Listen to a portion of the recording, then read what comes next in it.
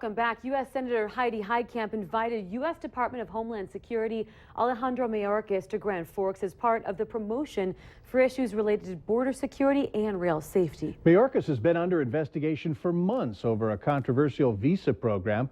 Valley News Team's Bradford Eric was in Grand Forks today. He talked with Heitkamp and Mayorkas to find out if it was appropriate to have the deputy secretary at an event touting national security.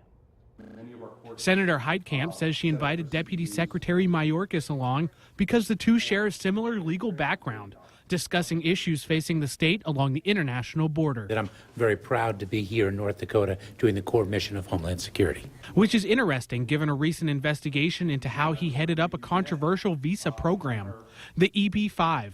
Basically, anyone with 500 grand can apply for a visa through the U.S. government. These people are supposed to be investors looking to do business here, but there are questions of national security the EB-5 program brings to light. What's to stop terror groups like ISIS securing the $500,000 and financing someone to pass the screening process?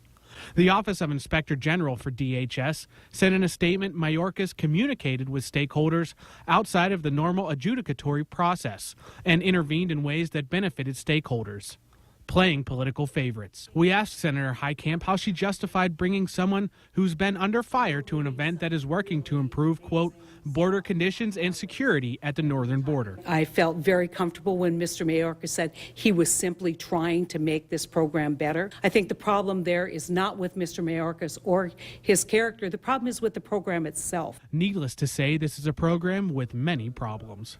In Grand Forks, Bradford Eric, Valley News Live.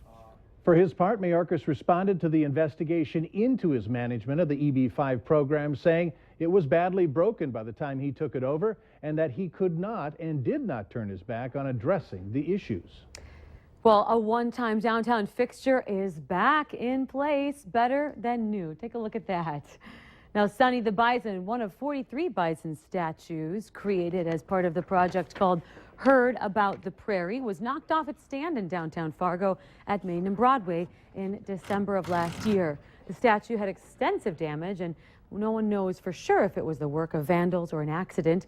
In any event, Sonny needed to get fixed. So the Wimmer brothers, where Sonny is perched outside of their jewelry store, and the arts community got together raising money for the repairs. The cost, $3,000. The Bison made its debut in 2006 during the Fargo Marathon.